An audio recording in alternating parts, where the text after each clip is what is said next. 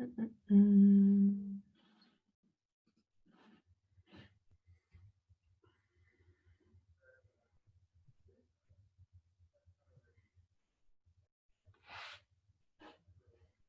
Hmm.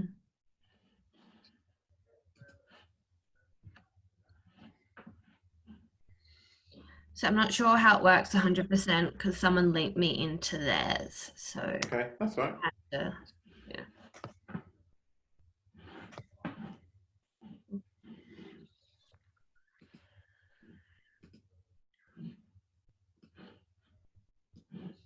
Oh, did you need the author and date on our assignments, or does it not matter so much if we don't have it in there? It's better if you do at any point, just in case something goes awry. I have, a copy of it, but it's not the absolute necessity. Okay, I just want to make sure because I put my name in there, but I forgot to do the date because I don't usually include Yeah, the them. date I'm not as worried, but you do need authorship there. Is always a good idea. My name's there, so that's right. Yeah. Oh, how'd you get that thing on the side that's got all the um your section? This, Yeah. just this button here. Oh, no way. It shows you your outline. Yeah, that's handy to have. So that's why you use there's also down here, you have all your chunks and your I knew I could headings. get that. It's probably better I start naming my chunks so I can find them. Yeah, I don't name chunks personally, but yeah, it's a good idea.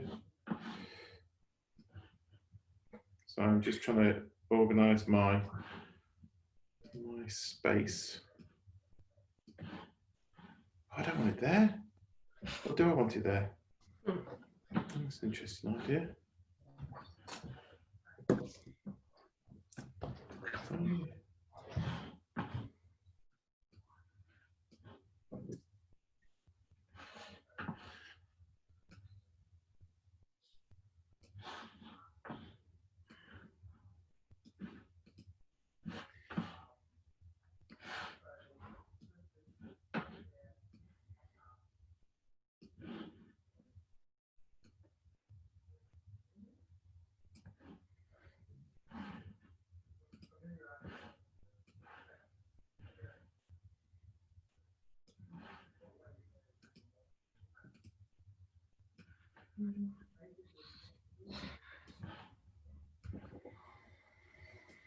Do-do-do.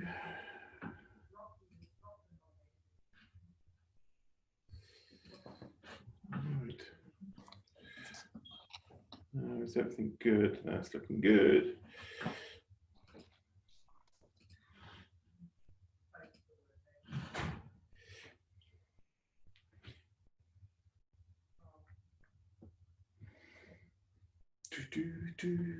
I'll just wait till 10 past before I start.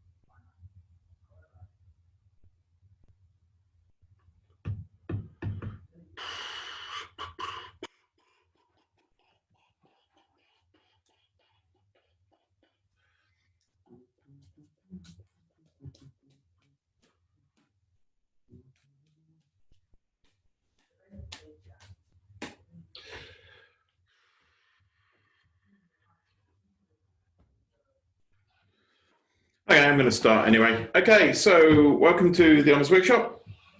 Today we're going to do what we call natural language processing, which is a series of methods for dealing with what we call textual data. So instead of sort of having variables that are, numeric or categorical, what we do is we've got pure text and some of the methods. This is not all of them, but it gives you a good starting point. A couple of resources for you. First of all, I'm going to use this package, You don't need this package to do text mining. This is all about color and palettes, and I'll show you how I use that later. As you can see, it's not on CRAN. You have to install it from GitHub. I'm using the Gutenberg package, so here's a link to the intro if you want to do that. Remember, the Gutenberg website has a load of free text. Any book that's out of copyright ends up on there.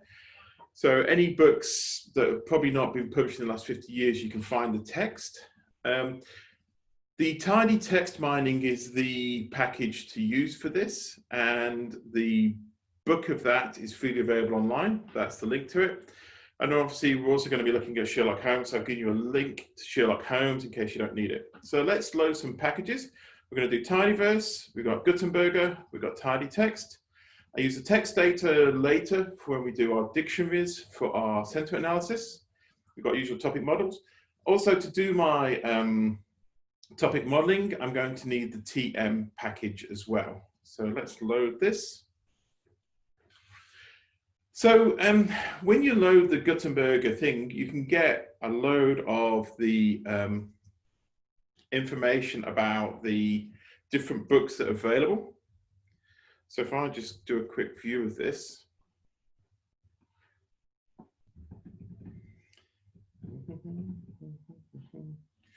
So these are all the books that are available. So you can see altogether there's 51,997 books available on Gutenberg that you have access to. All the way from things like Les Mis, a whole variety of books. They'll all be pretty old by now. And some of them have text, some don't yet.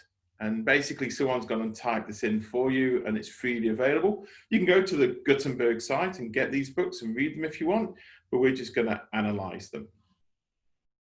So what I'm going to do is I'm going to focus on Sherlock Holmes. So if you don't know, Sherlock Holmes is a Victorian detective, quite famous, written by Arthur Conan Doyle.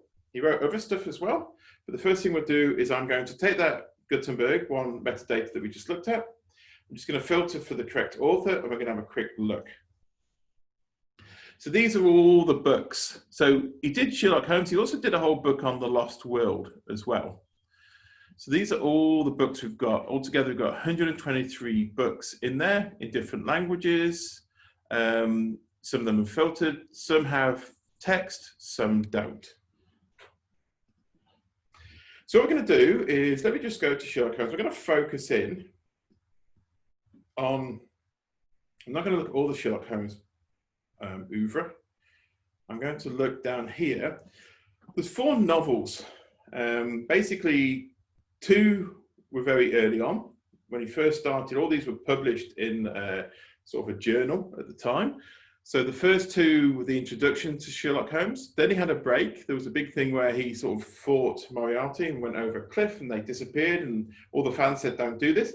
You had the Hound of the Baskervilles and then the Valley of Fear came a lot later.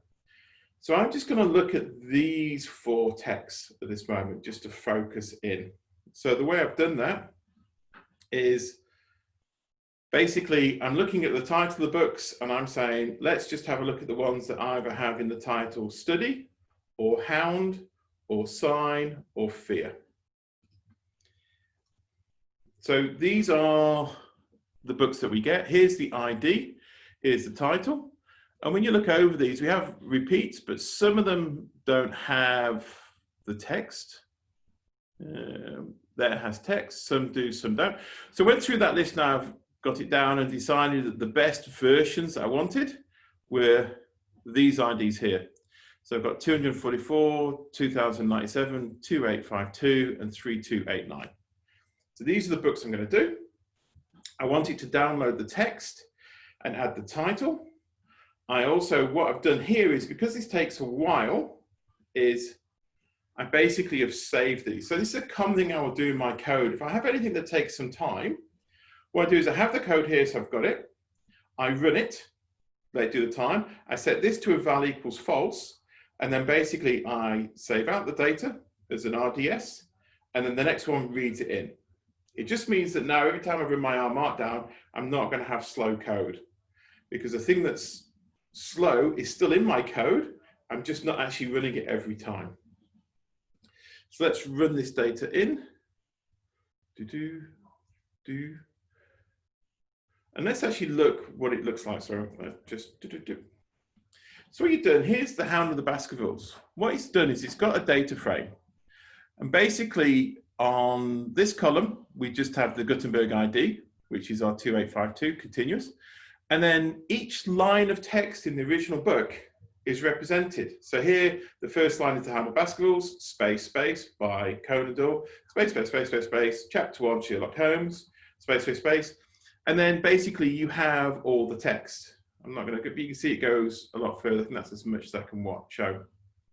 So you've got this text there, and we want to find the patterns in that text. So we've got that. First of all, we can do a quick count and see. So in that big data frame, the first 4,759 rows are all about Study in Scarlet. Then we'll have 6,827 all about the Hound of Baskervilles, then the Sign of Four, etc. So we're going to have to think about how we're going to deal with this data. So the most useful thing you do is a thing called unnest tokens. So the moment each of those cells is just a big string.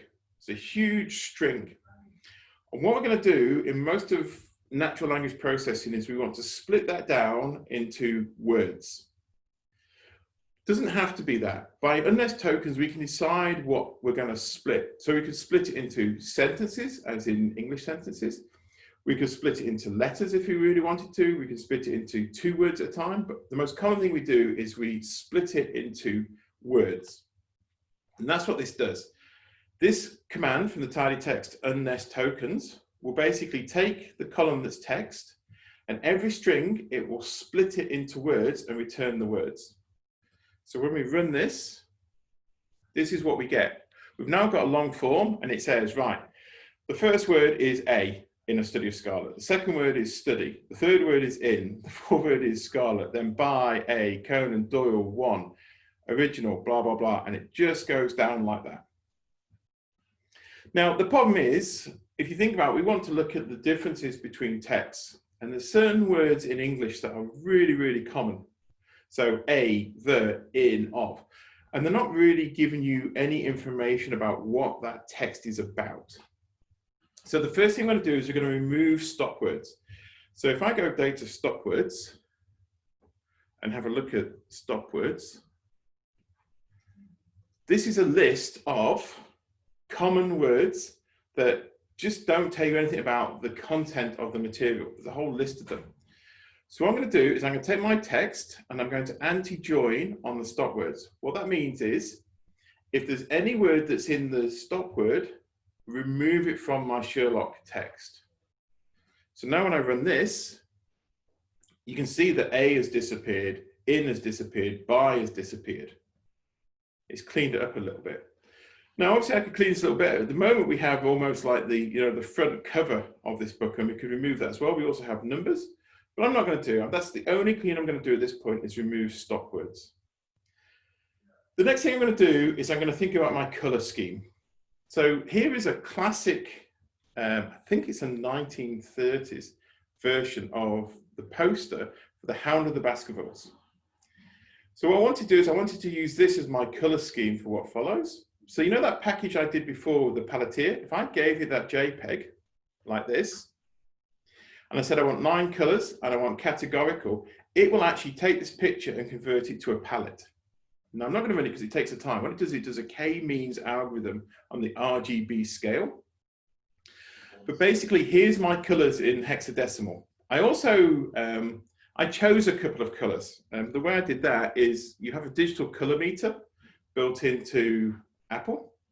So you can see that I can move my cursor and select color, and it tells me the RGB for that. So I could use that to convert to hexadecimal.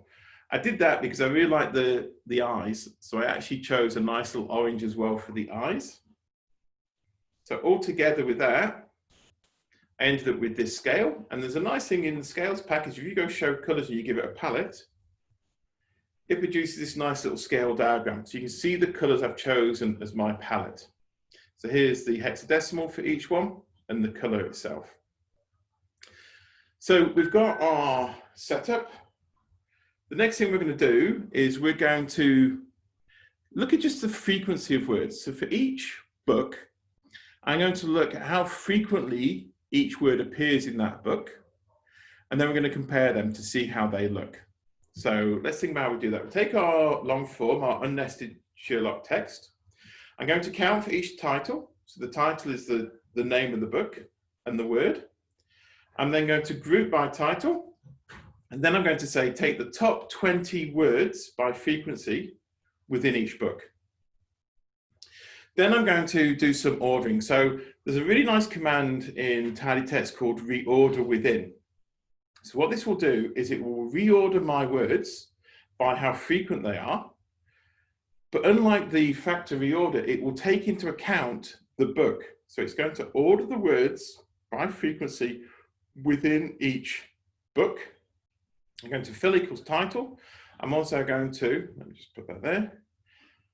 I'm going to use geom_col. I'm going to use this scale Y reordered, because if you use this reorder within without that, it does very weird things. I'm going to do a facet wrap. I'm going to make my color my nice Sherlock Holmes colors. And when I run that,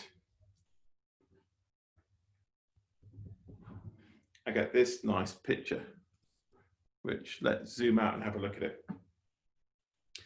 So what we can see here is we've got each of the 4 books. These are the most frequent word between them. So for example, the Studying Scarlet, the most frequent word is Holmes. That sort of passes the test. There's Rebbe, there's Ferrier, which are quite important to this book. I can't quite remember that. I think the sign of 4 is the one that's about the treasure. And we've got treasure up at the top, which is really good. It's about some criminals that steal some treasure in India. The Hound of the Baskerville, we've got Moore, we've got Baskerville, we've got Hound, which is quite good. The Valley of Fear, I mean, these are the main characters in it. Douglas. So he seems to be separating it. Not too bad. So, but we can do better than that. What we're going to do is next we're going to do a thing called TF-IDF. So at the moment, we're just looking at words that are frequent in each book. But we want to sort of compare the books. And there might be words that are frequent in that book, but also frequent in all the books.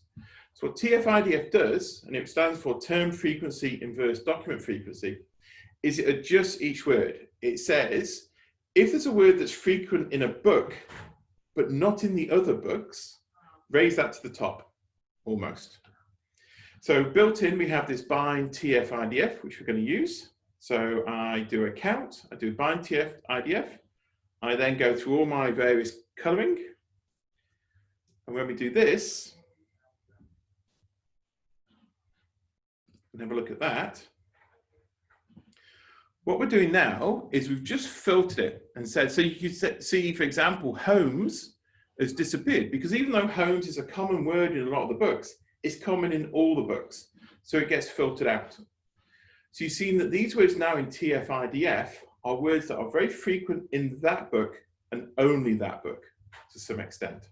So Hound gets pushed up, Baskerville gets pushed up. You have more of a filtering, which is a nice thing to sort of look at. And often we'll use TF-IDF before we go into other procedures that we're doing, because you're focused on saying, what are the keywords for this document? Next thing we're going to do is we're going to do a thing called topic modeling. So topic modeling looks at it this way. It says, let's assume that each of these 4 books is made up of certain topics. And those topics have certain words that are associated with them. So for example, if you think about the Hound of the Baskervilles, one of its main topics should be about the hound on the moor. So there should be a topic there that has words like hound, you know, fear, stuff like that, moor, mist, fog. So the whole idea is that with topic modeling, we're saying there are certain topics. So one of the topics might be something like, you know, conversations between Watson and Holmes, and they should be common in all books. While there'll be certain topics that are very specific. So topic modeling is trying to say, if you look at your document, what proportion of that document is each topic? And when you look at an individual topic, what are the key words in that topic? So first of all, we can do, just take our text and we can just add up. So here we're just counting. So for example, we can see that the word being in here appears once, in Studying Scarlet Blaze once, etc. all the way down to, for example, 29, I've got a lot of words here. Abstraction appears once, absorbed appears 3 times in a study in Scarlet. Now, tidy text does not have topic modeling built in. So I'm actually going to use a different package, and I have to convert to a form that that package can use. So what I'm doing here is I'm casting this to a thing called a DTM. DTM comes from the text mining package, and it's a form of document text mining. It just summarizes it. It's a very fast representation of your data. So you can see, instead of a data frame, I've now got what we call a document term matrix. And to some extent, all it's doing is it's a huge matrix where it's got each document, and basically it's got an entry to say how many times, so each column will be a word, and it will say how many times each word appears in that document. So it's what we call an incident matrix. It's mapping documents to words. This is a huge sparse matrix. So you don't actually see the matrix, it's representing it as a sparse matrix form. But then we can do a topic modeling. There's different ways of doing topic modeling. The standard one is this LDA. Now, the LDA you've seen so far is linear discriminant analysis. That's a different thing. This LDA is latent Dirichlet allocation. What it's doing is it's fitting a Bayesian model where we are doing a multinomial type distribution of words in topics. The latent part is we were assuming which topic each word is in. And the prior distribution of this for the multinomial is a Dirichlet. So in computation Bayesian by now, hopefully you've done the beta binomial, and you know that the beta distribution is a conjugate prior for the binomial. What do you mean by conjugate prior? What you put in is what you get out. So with the beta binomial, you put in a beta, it goes through a binomial, and you get a beta out. That's it. If you now go to the higher dimension, so instead of a binomial, you have a multinomial, the conjugate prior for multinomial is a Dirichlet. So Dirichlet is your n-dimensional version of your beta. That's it. So very complicated way of saying it just fits an LDA. I'm going to go for topics. I set in a seed because it's got some randomness in there. And I run this. This is the one that will take the longest to run. But luckily for you, it's not too long because I have lots of cores in my computer. So there's 2 things you can get out of your topic modeling. You can either say, for each topic, what are the key words? And the second thing you can ask is, for each document, what proportion of it is which topic? So they represent that. The one that tells you about information between topics to words is what we call the beta. So we can use the tidy part and do this. And this will give us this output. Not very interesting, but with a little bit of jiggery pokery. I'm going to group by topic. I'm going to take the top 20 words. I'm going to rearrange within. I'm going to run this. And we've got another very similar plot to what we've had before. But what this is saying now is these are our 4 main topics that we found in those 4 books. And what we're looking at is saying, what are the key words? So topic 1 has things like Sir, Moore, Holmes, Henry, Baskerville. So this topic seems to be very much what I would call the Hound of the Baskervilles topic. This one, again, we've got Sherlock in Home, Mine, Night, Round, Douglas. This one's Jack, Why Fear? So these are the topics. Now you could go through and you can start seeing if them topics make sense, what they're talking about. This is the bit where you now, if you had lots of time, would have information about these books and say, are these topics picking up? The classic one I've seen of this is that one of my students did a topic modeling analysis of Love Actually, the movie. And if you know Love Actually, the movie, you know there's something like 5 different storylines. And when we fitted in the scenes, what appeared were the storylines. If you looked at the topic, you saw the, classic one is one point about Emma Thompson, her husband's having an affair, he buys this necklace. So one of the key words in that topic was necklace. This isn't quite as illustrative as I wanted it to be. It's not bad. As I said, the other thing we can do is we can flick it and look at each book, how it splits on the topics.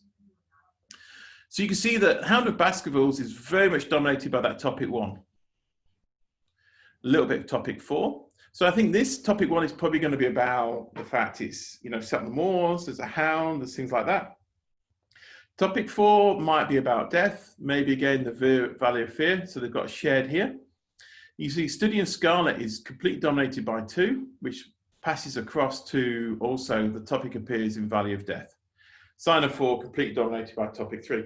So it's interesting, these topics, this book and this book are dominated by a single topic. This one has some shared information, which is quite nice. Like I said, there's the gammas here, so you can actually see the proportion in each one. So we've done just a frequency count. We then did a TF-IDF, so we're saying what the frequent words are not in all of them.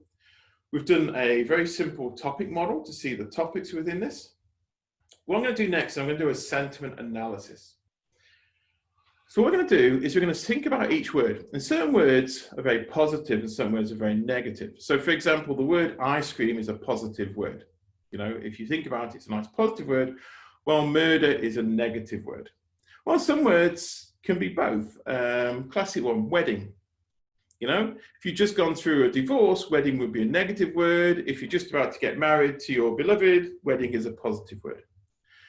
So there's whole dictionaries out there where people have assigned scores to words, assigned a sentiment. There's different dictionaries that have been done in different ways. One of the classic ways is they did what we call a mechanical Turk. They had basically a website set up and people would go on, they would flash up words and they gave them a score from 1, it's horrible, to 9, I think it's brilliant. And from that, we use that to assign sentiments. So we're going to have to first of all set up our data. So I'm going to just focus on the hound of the Baskervilles. Actually, what I'll just do for a second, I'll just go up here. I'll put my chunk output over on the other side, so it makes it a bit easier to see. And then we go down to do hound. So here's my hound text. Now, first of all, we've got this bit at the start, which is just, the front cover. So I'm going to remove that. Now, what I want to do, and this might end up being very, very useful, let's say if you were trying to get phases in Marvel, is it'd be really nice if I could say, well, from here is chapter 1, and basically all this text until it says chapter 2 is going to be chapter 1, and then you'll have chapter 2, because I want to look at the sentiment for each chapter. So the first thing I'm going to do, I'm going to add an extra column. An extra column says I'm going to look at the text, and if it starts, that's what the hat here means, if it starts with chapter, then put the word chapter in a new column. If it doesn't, just put NA. So let's run that and see what it does. So you can see here, this one says chapter 1, and it says NA, and NA, and NA, NA, NA, and it keeps going. And then somewhere down here, it's going to say chapter 2. So I've got this very simple column that has chapter 1, a load of missing data, chapter 2, a load of missing data, chapter 3. What I'm going to do now is I'm going to use the fill command. What fill will do is it will take this column, and what it does is, because I said fill down, is what it will do is if there's missing, it will use the first value above that's not missing. So it's going to take chapter 1 and copy it down continually until it hits chapter 2. Then I have chapter 2 and it will follow it down. So if I now run this, now I have chapter 1, chapter 1, chapter 1, chapter 1, chapter 1, all the way until I get to chapter 2 and it do chapter 2. Fill down's really, really good. The classic one, if you ever get data where someone's just put information in the first row and then there's a whole load missing, you can use fill down to automatically complete it. Now I'm actually going to clean this up a little bit. I don't need this line because this line is just a chapter line, so I'm going to remove it. So now I know that, all this is chapter 1, blah, blah, blah, it's all clean. Now we will do our tokenization. And you can see, I can see that, the first word in chapter 1 is Mr. Second word, Sherlock Holmes, who was usually very late in the blah, blah, blah. Now I'm just going to get our sentiments using the AFIN dictionary. So if I just run that in and have a look at it, what it does is we have a whole load of words. There's only 2,467, so we're not going to have every single word in our document, and they're given a value. So here, -2, -3. So adored, aberrant, stuff like that, they're negative. Abandon is negative, but not too bad. I don't know, what's the afin?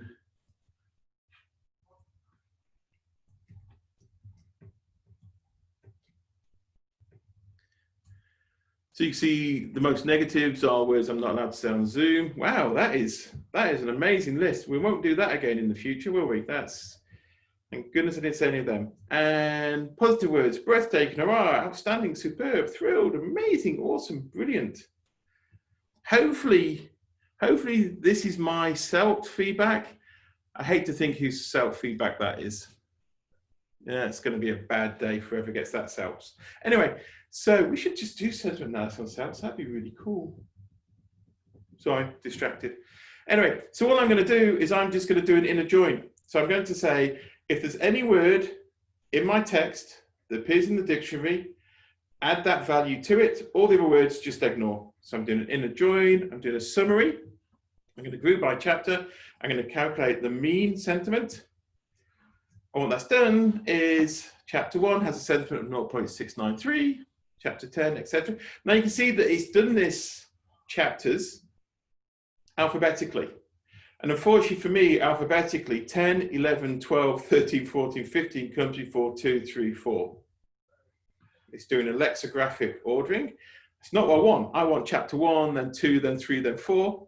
So what I'm going to do is I'm going to do a quick hack. I'm going to grab the chapter. I'm going to grab the numbers out of it. This is the regular expression for numbers, 1 or more. Convert that into a number. So now I've got 1, 2. You can see these are numbers. They're nice, and obviously now the natural ordering will be the natural ordering of numbers. So now finally we can look at the sentiment of this as time goes on. Any idea what it's going to be like? Have a think about it. So you've got your idea of what it's going to look like in your head, and here's what it actually looks like. It's quite interesting. So you start off quite positive. Sherlock Holmes at home, stuff like that. You then hear about the murder with the hound. It's a horrible scene. This guy basically gets chased to death by a hound. It doesn't actually kill him. He just dies of a heart attack. Then it gets a little bit better, and then slowly, and give you a spoiler, the final bit is they basically have to kill the hound, which, if you're like me, is sad. I know it's a savage, rabid beast, but it's still a dog. And then the murderer runs away and gets stuck and slowly dies by drowning in a swamp. I'm sorry if the Hound of the Baskervilles was what you were about to finish the last chapter of tonight. Well, you should have prepped earlier. Interesting. I mean, it's a very strange arc. I mean, normally most books, the standard line is usually, sad princess gets happier, discovers that wasn't true happiness, or the classic one, and Lewis is great for doing this sort of stuff, You start off really happy, something bad happens, it gets better again. So there's these two classic arcs you see. If you want to see more about that stuff, go talk to Lewis Mitchell. Lewis Mitchell has done amazing topic modeling type stuff.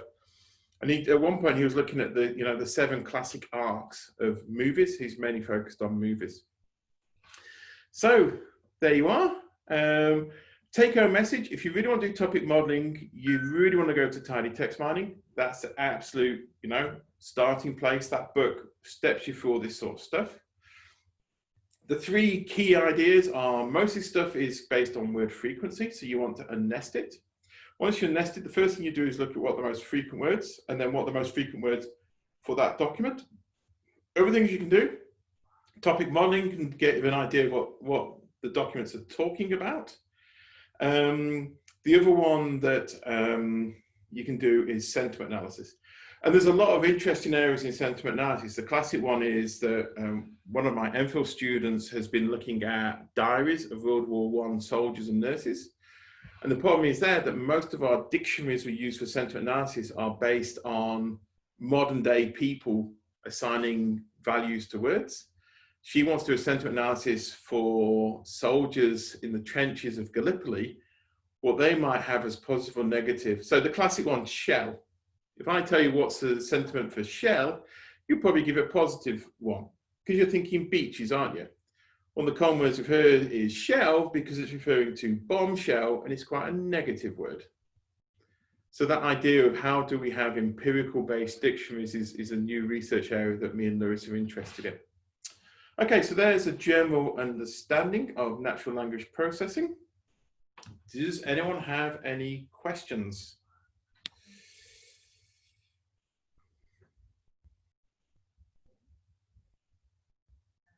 Nope. Easy, nice short one. I will put the video online. I will put the markdown online. If you have any questions about this sort of stuff, please ask me in the pracs. Other than that, I will see you next time where I don't know what I'm going to do that. I think next time we're going to teach you how to do an R package. So teach you how to do that. Cool. See you all next time.